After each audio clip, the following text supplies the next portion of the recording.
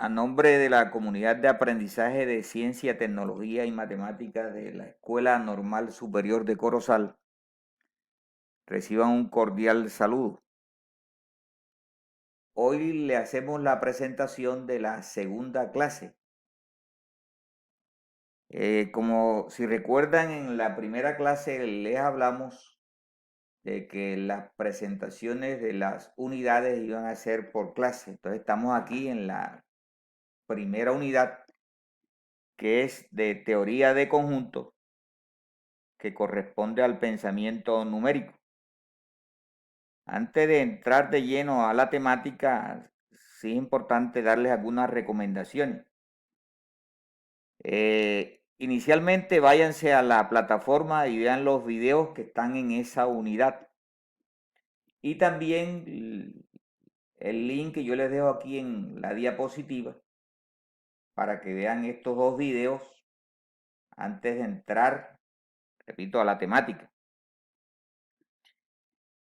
Y visto los videos, vista la explicación de esta tutoría, si hay alguna duda, que debe ser lo normal, entonces la aclaración la estarían haciendo en posteriores encuentros con su respectivo orientador. Entonces, inicialmente tenemos un mapa conceptual de todo lo que es la unidad. Hablamos de la teoría de conjuntos como el tema central y empezamos hablando de concepto de conjunto. Después hablamos de la determinación de conjunto, que podemos hacerla por extensión y por comprensión. Luego las clases de conjunto, vacío, unitario, finito, infinito, universal, disyuntos. Después pasamos a hablar de las relaciones entre conjuntos y elementos, que esa es la relación de pertenencia. Después hablamos de la relación entre conjuntos, que esa corresponde a la relación de contenencia. Y por último, estaremos hablando de las operaciones con conjuntos, la unión, la intersección, la diferencia y el complemento. Seguidamente, les muestro allí ya la teoría del concepto de conjunto, donde la palabra clave aquí es que es una colección de elementos con características comunes. Si no las tiene, no puede pertenecer a ese conjunto. Por ejemplo, aquí hablamos del conjunto de los colores del arco iris: rojo, naranja, amarillo, verde, azul, añil, violeta. El blanco no aparece ahí porque no tiene esa característica. Bueno, acá también, por ejemplo, otro ejemplo de los números naturales, pero con la característica de ese número primo. Y aquí están.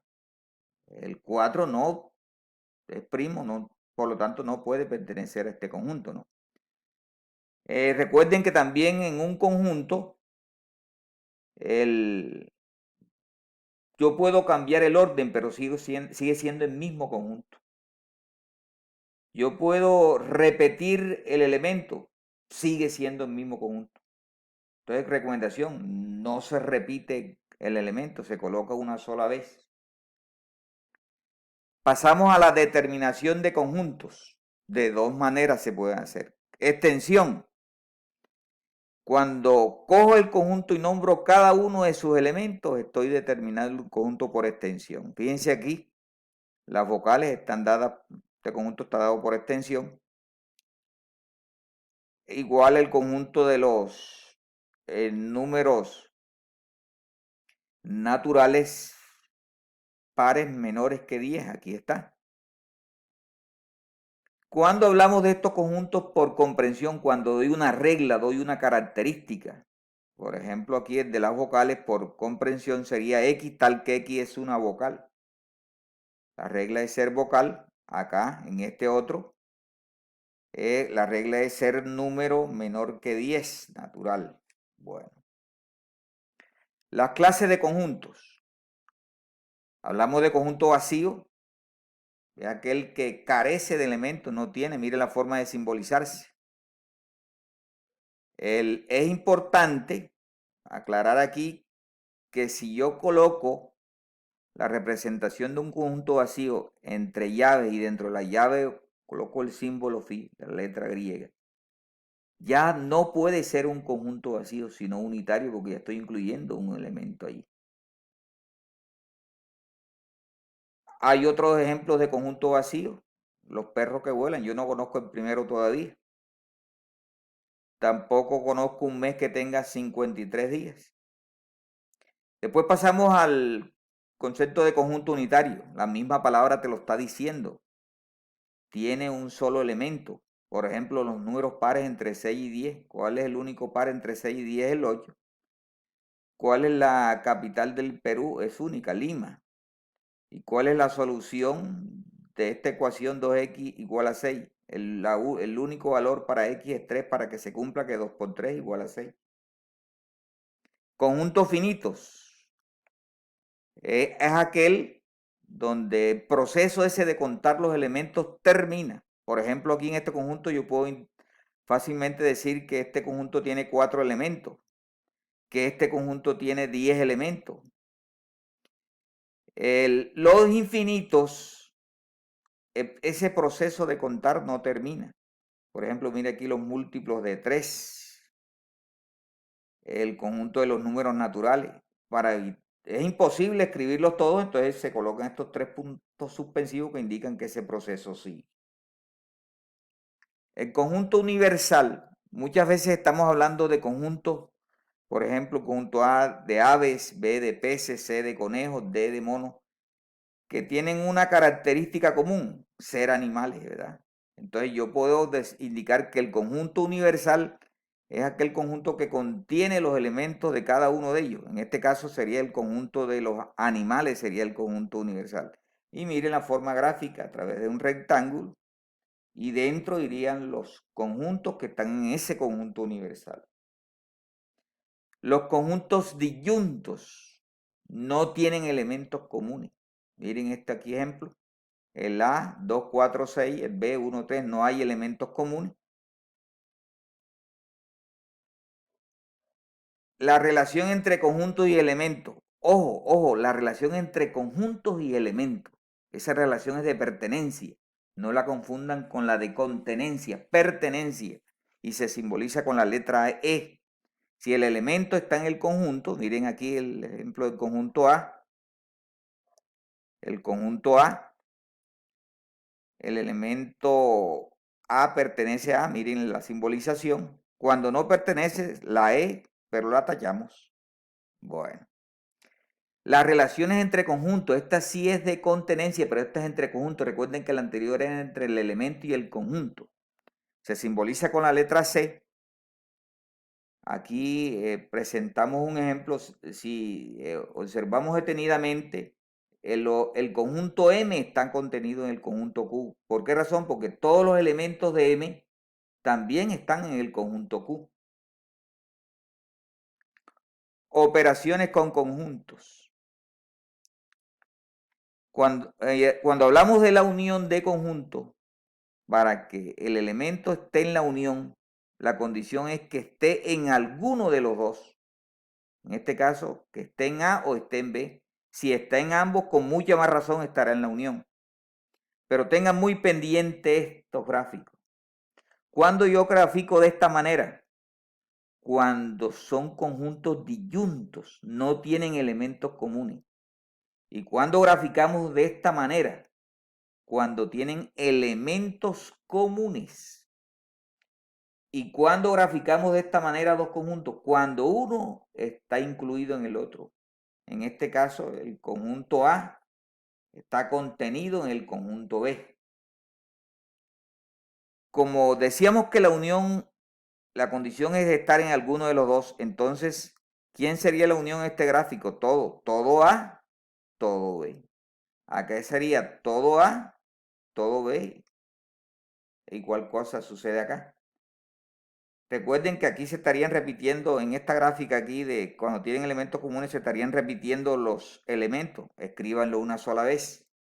Y acá se estarían repitiendo los elementos de A, porque como A está incluido en B, entonces se escriben una sola vez. Seguimos. Aquí está un ejemplo. Dan los conjuntos y está el ejemplo de buscar A unión C. Yo primero tengo que ver, analizo el conjunto A y analizo el conjunto C. Si ustedes observan, tienen elementos comunes, entonces la gráfica que utilizo es esta. Esta región pertenece a ambos, entonces aquí deben ir los elementos que pertenecen a ambos. Acá el resto de A, acá el resto de B, ¿y quién sería la unión? Todo.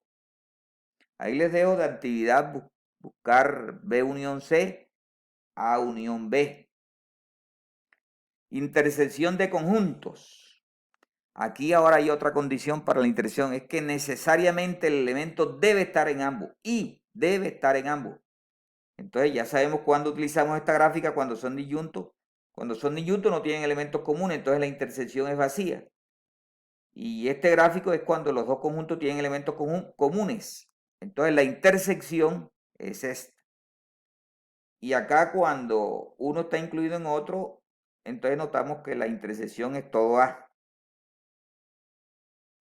Aquí hay un ejemplo. Vamos a buscar A intersección B. Yo busco la relación de los conjuntos y me doy cuenta que lo que tienen son elementos comunes. Entonces el gráfico que utilizo es este.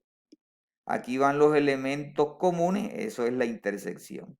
Recuerden que acá va el resto de A y acá va el resto de B. La diferencia de conjuntos son los elementos que están en A y no están en B. Si no tienen elementos comunes, entonces la diferencia de conjunto es todo A. Si tienen elementos comunes, entonces observen que la región sombreada es la que está en A y no está en B. Y para cuando el uno está incluido en el otro, A menos B, todo el anillo es la diferencia de A menos B. Hay ejemplos, analícenlo. Por ejemplo, aquí A menos C. Analizo que A y C, ¿qué pasa con A y C? Tienen elementos comunes que es D. Hago el gráfico y ya sé que esta región es la diferencia. Por lo tanto, el conjunto sería este. Les dejo ahí para que analicen B, el ejemplo B. El complemento de un conjunto son los elementos que le hacen falta al conjunto A para hacer el universal. El universal es el rectángulo, A está incluido en el universal, lo que le falta A para hacer el universal es todo lo que está sombreado, todo lo que está rayado allí. Aquí está un ejemplo, U es la M-A-R-T, A es T-E. ¿Qué le falta A para hacer el universal? La M, la A y la T. Por último, el diagrama de Venn. La representación, siempre en el rectángulo está el universal. Recuerden, si son conjuntos que tienen elementos comunes, la unión es todo. Aquí la intersección es esta región que corresponde a ambos. Y acá la diferencia simétrica, la diferencia de conjuntos, perdón. Esa es la presentación de la clase. Recuerden siempre, el éxito es la suma de pequeños esfuerzos repetidos día tras día. Eso es lo que tenemos que hacer acá. Ánimo, muchachos. Si podemos, que pasen bien.